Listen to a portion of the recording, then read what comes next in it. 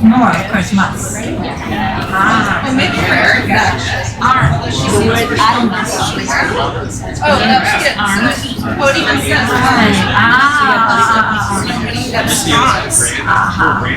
Marie Rooney is the author of No Beautiful and Spitshine, as well as 2 chapbooks. Her poetry has been twice featured in the Best American Poetry Anthology and has been the recipient of the Iowa Review Award, the Gulf Coast Poetry Prize, the Amy Award, and others. With the artist and game designer Sam Sheffield, she creates poetic games as Lorraine. Born and raised in New York, she currently lives and works in Baltimore. Thank you.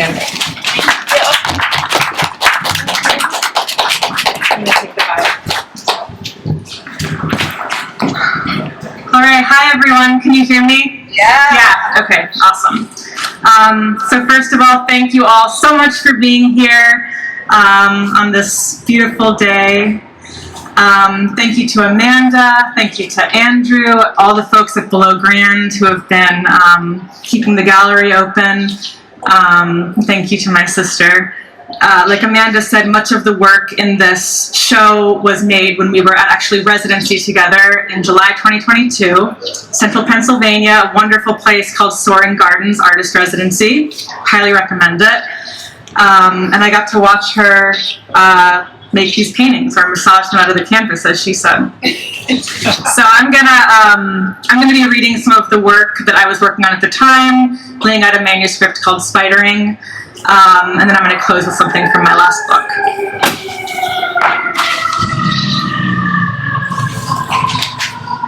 The body.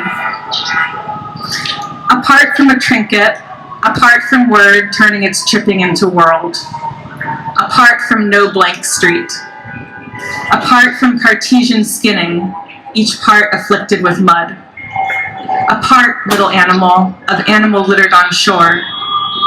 No blank, no street, no bone is carved garbage. Apart from split, magnanimous crystal. If part of swelling is broken on breakers, skin stoppered with a cold switch. Apart from door closing, the body is privacy, but apart from this. Braid.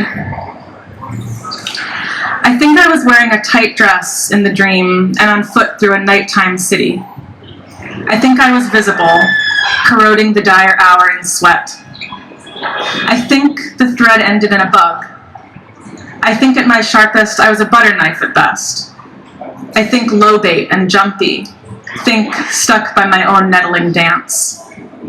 What I thought was friendship was perhaps power edging its best against softness, a stance. Status was not what I thought. I think I was most myself, squat above the grate in smoke and trance. I was wearing the dream, a tight tress. This is called 2003, which is actually the year that I left New York to move to Pittsburgh.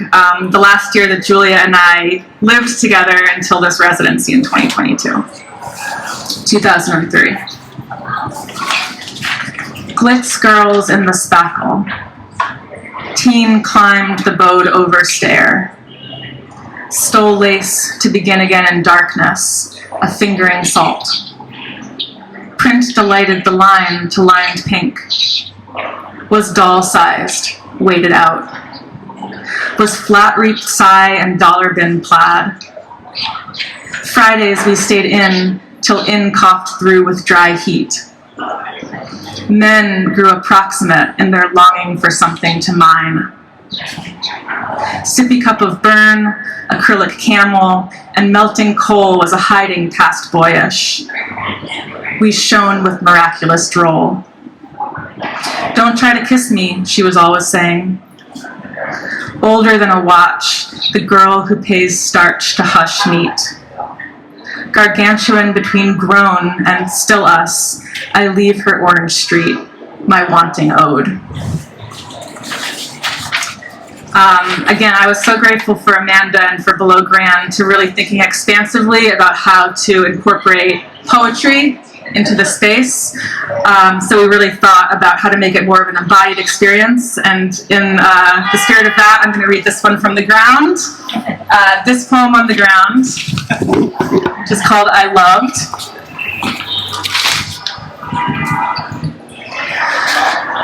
I loved the mark it's making. Rubbed the mark while it flipped off my skin. Sun scrubbing white from the upscabbed mark. I lulled, sang to the mark, wrote new marks across summer's stretched elbow, endured burn, brinked under by tide, blood as bud. When the mark made Fisher of my story, I marked the page in red ink, crude mark making. What hasn't the sky poured to plant? One spring I flattened to a smile, that bleached out gender mark.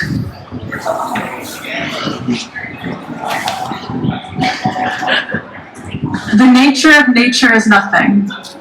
I write a state to erase the memory, but I write the memory to rewild it. Where does silence turn? In the night, in a block of water?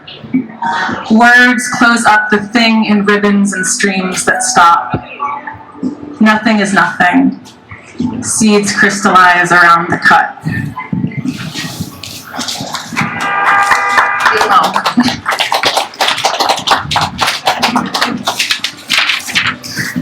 I'm going to read two more new things and then something from my last book. I'm really interested in form. Our earliest collaborations are actually through the mail. I love postcards as a form, and kind of similarly, I love sonnets as a form, kind of this box that you can play in and see how much you can push. So this is a sonnet. This is called Named. A box, a bread. Songs stretch the word to a road that unfastens. If I put my skin in an engine, my skin is an engine of dust. If there is a word for the length of an arm in an elm, the word softens and spills. Until I was a girl, I was inside a wall-less dream. Light sprayed and elbowed in. If there is pleasure in the bend a word can seem open, I've pressed into the edge, so named. If felt builds a body, the form I want is unwantable, full-bled. A book's a tempered bell, more flush for the folding. Here's an ordered storm. Feel into the limit, the ledge. I fled off the bed.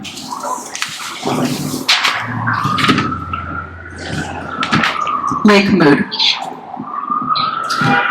The body braces to an uncrowning pose, cable-bodied. Cloth embodies power, abjection, or a cinch, ruching. To hear the clock turn its body of knowledge back to firstness. Prime bodies to be lilted towards, before the bubble, impossible arch. Animal body in pleasure dirt, curling into the cold, dead root. I mean, the root is so deep, they carved it out of the body's awareness. I know a body cannot break its knowing to turn. I know a bone outside the body.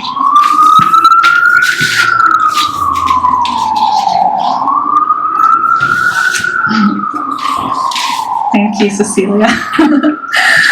All right, and my last poem is called Little Girl Walk Down, and it's from my last book, No Beautiful, which there are some copies of here if you want to read more. Little Girl Walk Down. That street, and the side of you glinting in light, which neither shows nor ever will show you your muscle, your own diamond face. It practices a monument open in you, steep chamber of rock that's becoming.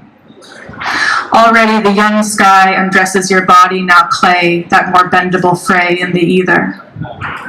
Little, but without throat, walk down the tender of this slab street, or glow you can't own, not now in the crumbled scene. It is not your fault, not your frame twitching open. It will close the day soon, and the dread roughly mounts. Climb littly upon it. Though it is low, get up there, crow, Girls' shoes coming off the street in clouds, invisible songs where you've been, legs where you've been, and strong ankles don't break. Code you taps out your blessing on the world, but stomp it too. Flame the dress into further gold, still sharper.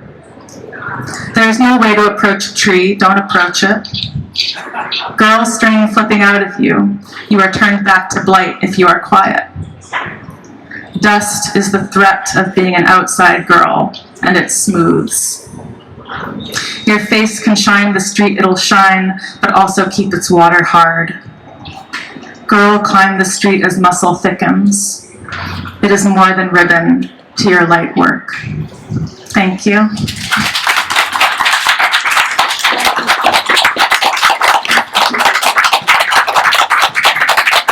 Thank you all so much. It is my pleasure to introduce Lila Zemborain, who will be joining us via technology from elsewhere. Argentinian poet Lila Zemborain has been living in New York since 1985. She is the author of 9 poetry collections, 3 of which have been published in English: Mauve Sea Orchids, Guardians of the Secret, and Soft Matter. The poetry collection Matrix Lux, translated by Lorenzo Bueno, is forthcoming this year from Belladonna Books. Since 2004, she has curated the KGCC Poetry Series at NYU, where she co-founded the MFA in Creative Writing in Spanish, directed the program, and continues to teach. In 2007, she was awarded the Guggenheim Fellowship for her 3-book series Album, to be published between 2024 and 2025 in Argentina. Please welcome, virtually, Lila Zemborain. Thank you, Marie. Thank you, Julia. Can you hear me well? Yes. Yeah, everything good? Okay, thank you very much for having me from, Shelter Island, far away. I wish I were there. I have seen the show in the internet. I saw the Brooklyn Ray interview. I saw Julia carrying the cross of her painting in the video, and I'm so happy that you invited us as a community of the 135 Hudson Street building to participate with you in this city of New York that, we all live here since such a long time. So, inspired by what Julia did, can you hear me well? Speak a little louder if you can. Turn the volume up on that. It's okay. That's much good. Yeah. Turn it up on my phone. It's good? Now it's okay. Yeah, it's better now. Are we okay? Yes, now we're good. Okay. Hold on, there are Then, noises, but we'll be ready. okay, yeah, there were like a weird noise there, but everything is, I'm not in the moon. Not so far away. Anyway, I was telling that I'm very happy to be with you, and very happy to share also with Erica and Cecilia this reading. We are all neighbors and we love each other and the girls. So it's a real pleasure to be here. Inspired by Julia's idea of a painting over those frames that she found, I decided to read from a book that I published last year here in translation that is called Soft Matter, and all the poems are squares. So I wrote it in the computer with my eyes closed, and the poem, the square poem, the words had to fit a margin that I put on the top, which was number 4, and so I had to fit that shape. The idea is that the square is like the map, is a skull, and everything that comes inside is the mind going from one place to the other. So I will be reading in English and in Spanish, which is the original, and the English version was translated by Christopher Wilkes, beautifully translated. So, imagine that this voice is my mind, since you don't see me, and the poem in a square. Centro de meditación es un cuadrado, el lugar para instalarse a rescindir lo que se ha visto, dicho, o la preocupación de ser en ese espacio todas las bifurcaciones descentradas. Querer o no querer, las nubes flotando en el celeste, los pensamientos que van y vienen de ese ente que a sí mismo se propaga en sensaciones abstrusas o tergiversadas. Eso soy. Esas declinaciones de la mente que no se inclina hacia la nada porque la nada sería lo inevitable.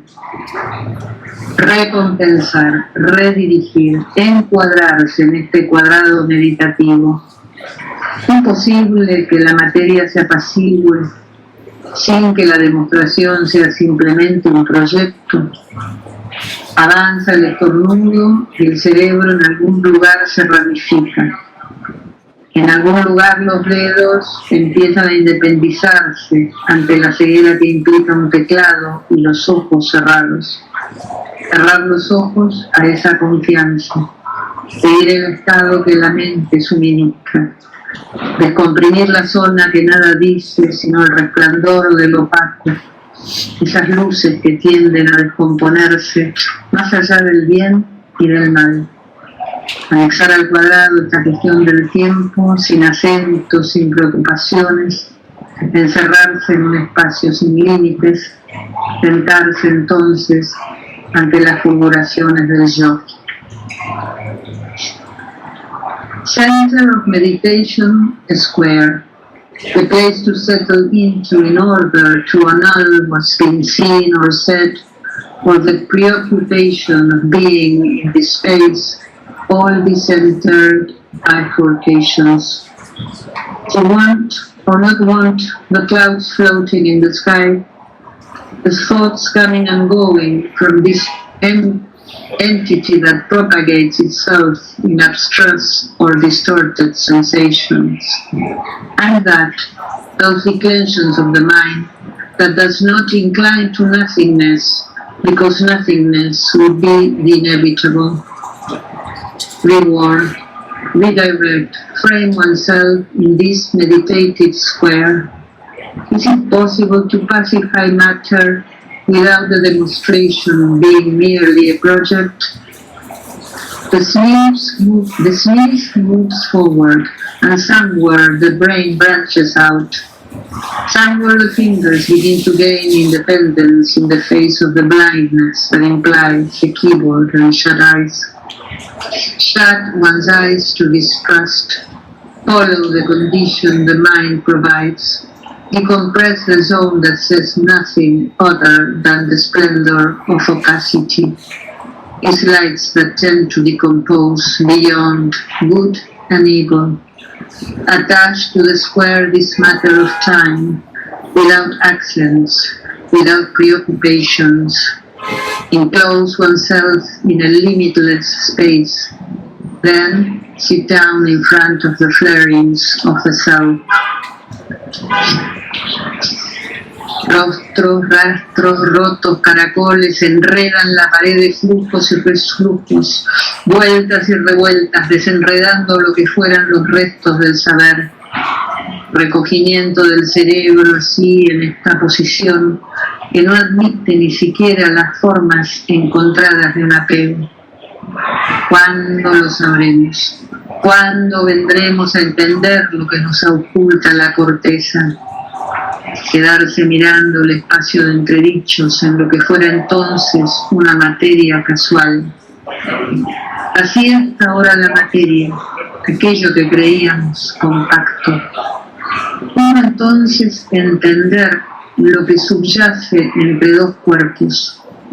Amemos, eso sí, lo que nos sobrevive, porque lo otro definitivamente es un desecho.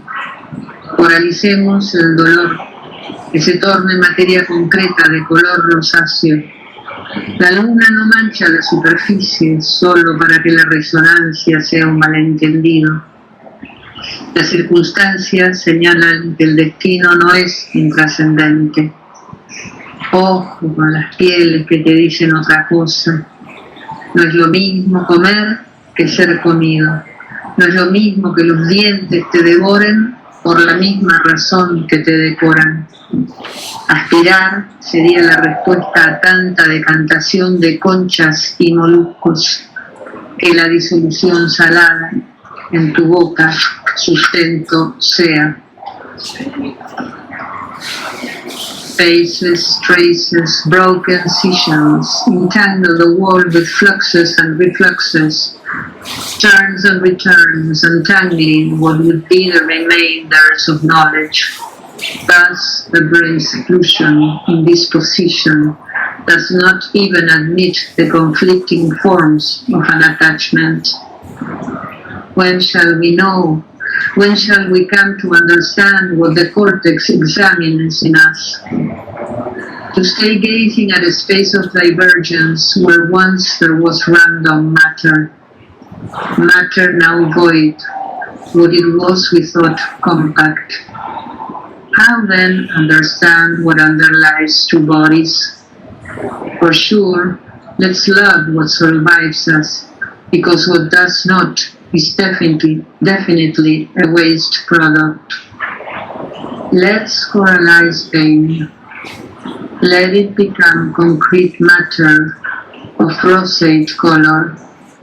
The moon does not stain the surface just so that resonance would be a misunderstanding.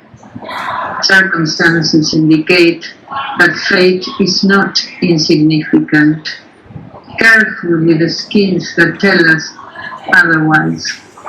Eating is not the same as being eaten, nor is it the same that teeth devour you for the same reason they adorn you. Slurping would be the answer to so much decanting of shells and mollusks. Let the salty solution in your mouth be sustenance. Thank you.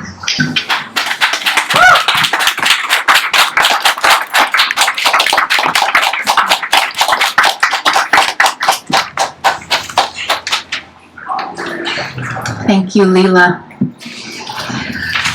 I am now going to introduce our next reader, who is Marie Rooney.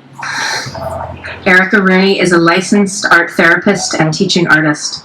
She makes art with students on the autism spectrum in the New York City public schools. She collects rust from city streets and makes rust collages. She draws and writes poems. She has worked as a scientific illustrator. She is the author of No Poems, a collection of poems and plays based on Japanese No theater. Please welcome Marie Rooney.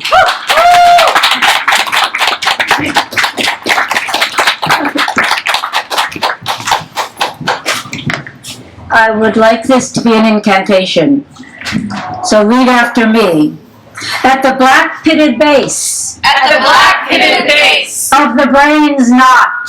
Of the brain's knot. Is the tongue. Is the tongue. Lusty. Lusty. Serberine. Serberine. Tugging. Tugging. For emancipation. For emancipation. Scope. Scope. Birth. Birth. Immunity. Immunity. And the pure. And the pure. Round. Round. Claw. Claw. Of mute. Of mute. Love. Love. The particular sin. The particular sin. Of each part of the body. Of each part of the body. Rises. Rises. To no tip.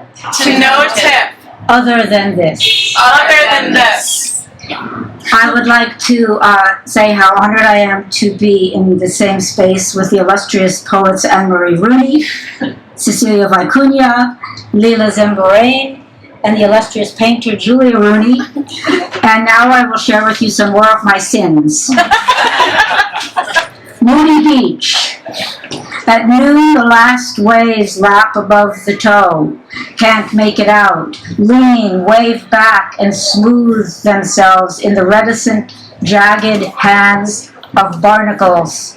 The coast is stones again, roomy and sun-warmed, still enough to sleep. The watery net of simple rise and fall, my thoughts, has been towed out. The landed catch, touch and sight, towed in 12 slow hours, is exposed, unharmed, alive. It's grown to rocks, sunk and ridged by the latest break and flow into small craters, and knotted into pits, strands, salty, sea lies and airy sea gods. Everywhere the sun dives deep into these lockets, spawns a million sunlets, and goes clear to the other side, and up comes Africa, penaplaned and rife with moody mussels and laughing black-backed gulls. Waves of dust swoop off the ancient shoulder and glint through the lake made moments ago. Then up through the dust, a faint, grainy moon sculls and pitches the little pool headlong down the trench to North America. Fossils and all. It digs back to oar its way on through the universe. The pools cycle. Kelp clouds and every 10th turn ice keeps time to keep peace. But even when the oceanic spreads over it again, won't in a piece arch purpose with matter and sail off its crested course to the moon? We're notched together in these old, still rocks, not by choice, but like barnacles set against the pole of the place. Firmament. The firmament buried in the cellar rises into my feet. Stars shine dimply in the dank, the arc of creation on the other side of my step. The rats scurry, trailing their ranky scent. Little sparks under their toes, clicks of light. There in the cavernous dark, an earthly thing, the rat. Bog. Dark water and old plants, decay with no smell, dead horses preserved in dark water. The chemistry of the place in the dark, methane blue. Dark pools look back at us. Dark eyes with tails too dark to look into. It's not land under our feet. Our eye betrayed by a peculiar flatland. Kettlehole, muskeg, peatland.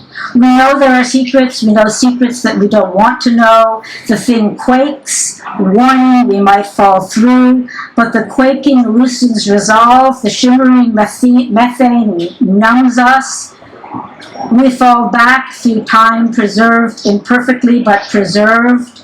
There is a pull farther and farther from the shoreless continuum between now and then, land and peak. The beautiful horses of the field galloping across the flatland, drawing us.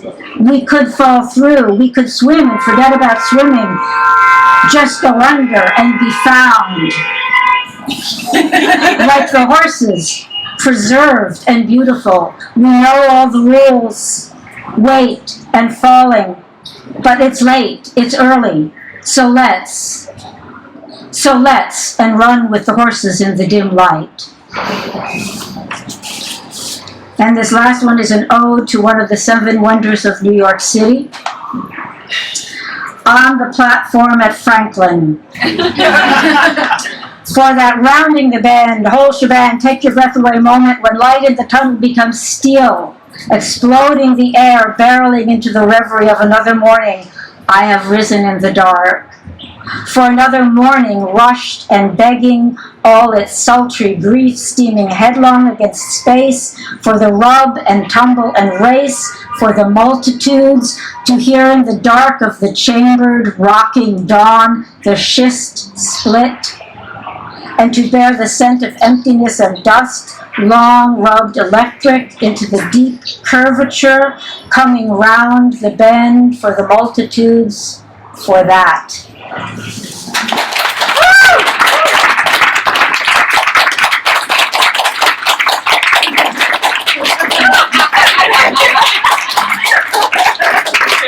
And now I will introduce Cecilia Vicuña.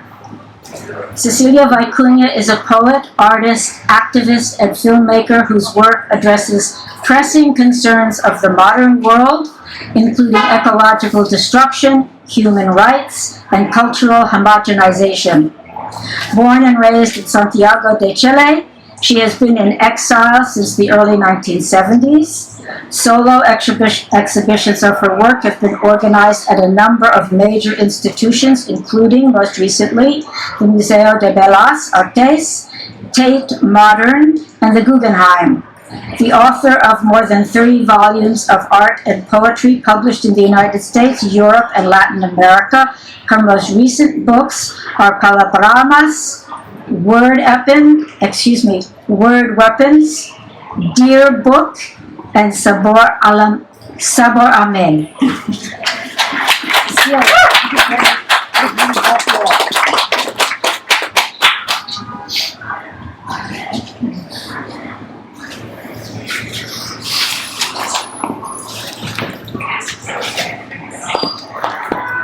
All ladies.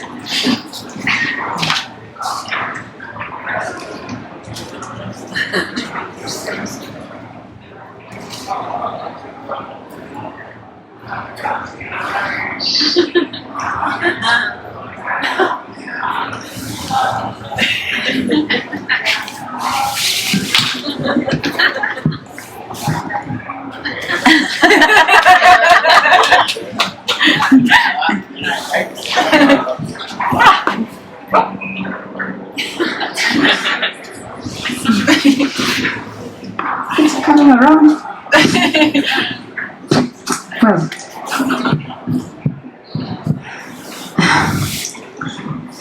the seed wanted to read your poem. And I don't know if you saw the seed when she arrived. And in Spanish, in Chile, we call that cartas de amor. And when a visit of a seed comes to you, it's like you're showered by love. So therefore, I shared it with all of you. But the seed herself wanted to go to the poem.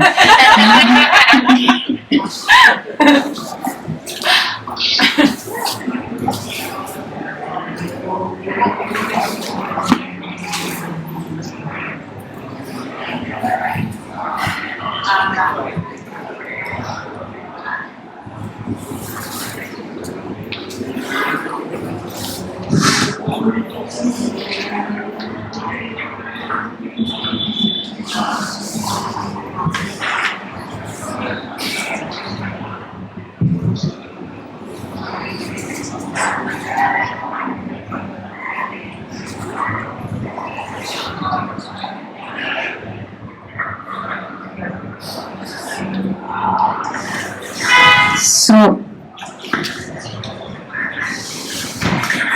I just landed from Chile 2 days ago, and you probably don't know this, or perhaps you do, that water is disappearing all over the planet. I mean sweet water, good for humans to drink. And one of the first countries that is going to be left without any water is going to be Chile. Therefore, only a handful of people are aware of this in Chile itself, because we live in a field of lies and cover-up, as you all know. So, in ancient times, meaning in the 80s, when I first arrived in New York, I wrote a sequence that is called La Secuencia del Agua. So I will sing that, thinking of what we are doing to the planet and what we in America are doing to the people in Palestine who don't have water anymore. So I suppose many of you feel like I do, that each time you drink some water, some clean, fresh water, you think of them and the billions of people around the world who don't have the luxury of drinking clean water anymore. So we sing for them. In Quechua, the word for water is unoi. And they have this expression, unoi kita, which means you, beautiful water. In Spanish, unoi could be read as una. So that's the source of this poem that says, una es el agua y su misma sed. Water and its thirst are one. Uri sa magma corfo manantial siya pagkain es fere turbión una sola eres agua me amo de tu queco go suspirar que te sucio xixi desayando espacio jugando tu voz sanando una sed. Susan G. Levine translated a poem that is not translatable, not even to Spanish. So she did this. Curving, sound-related, magmatic string, pasha, pacarina, flat sphere. You are one, water. Zigzag, my under the spine, running joy, could feel you with filth. She should come around the bend, playing, splashing your sack, my spine, one thirst.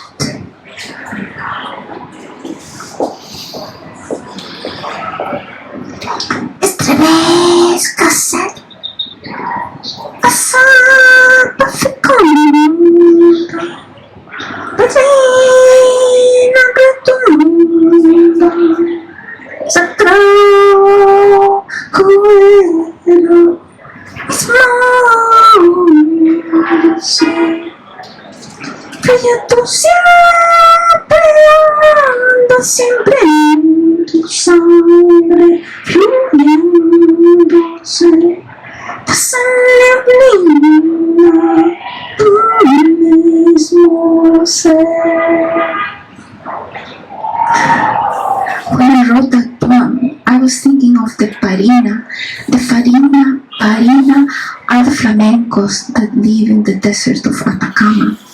And you probably don't know that in order to have electric cars for the rich people in the northern hemisphere, these companies are destroying the salares, the salt lakes in Lake Atacama that will kill not only the flamencos, but the water of many indigenous communities.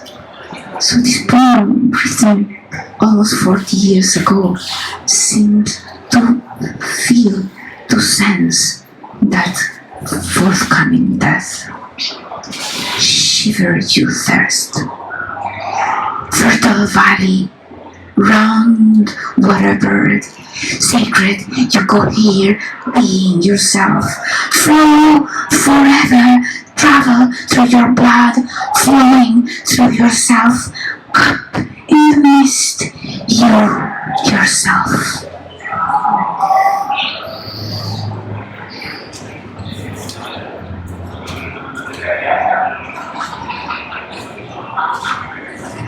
And then the people of the rainforest have this poem that acts as a prophecy that says that when the mist is gone, the mist that feeds and keeps the rainforest alive, poetry will be gone, and we will be gone. So this poem is for that mist. It's called Urlinilla fibrosa. en ella siempre es frugando su fertilidad. Cuida sus llamas, cuida su tesoro, qué hermoso, dijo el despertó. Ahora sí lo traía de vuelta el piso. Ahora sí lo subía, brillando en su paz. Fue quitoso, grato, ofrendí a temer. Foggy little fog, fierce little fog, foggy centipede, scenting fertility dancing. We must take care of her flames, take care of her smoothness. How beautiful, she said on a walk. Dash, she brought all these back in bloom. Thus she raised it, shining in its crisscross, sacred little fire, offering of grain. And the last one on this, the sequence is longer, but I think it's time to end. So this one says, se acabará, which Susan G. Levine did not translate. It says it will come to an end. She translated it as the round spring. Maybe her translation would be better for us. La fuente redonda, la propia silencia, la sílvida clave. Se acabará. ¿Dónde se irá la neblina? La bruma vivificante. ¿Dónde se irá? Fresco, el sostén de la tierra, los racimos de llanto, los corazones apagados sin nada. The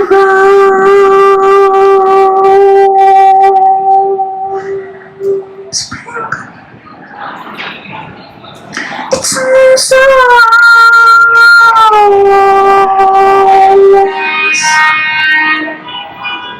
the sea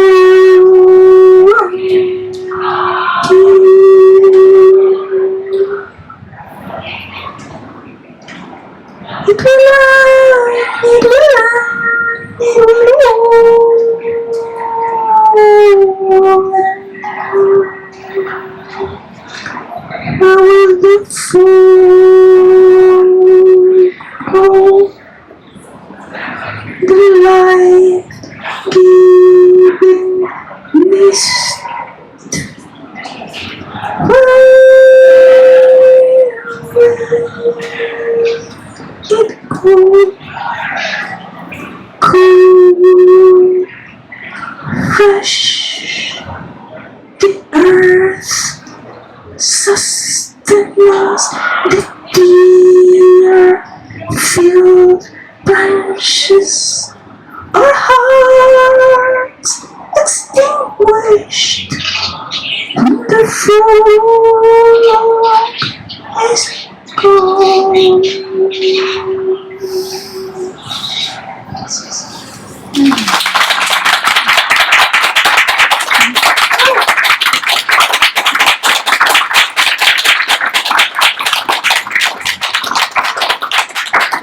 Gracias amigos, gracias Ana Maria and Julia for inviting us. If the fire of poetry is alive, maybe we will find a way to keep the fog going. Gracias.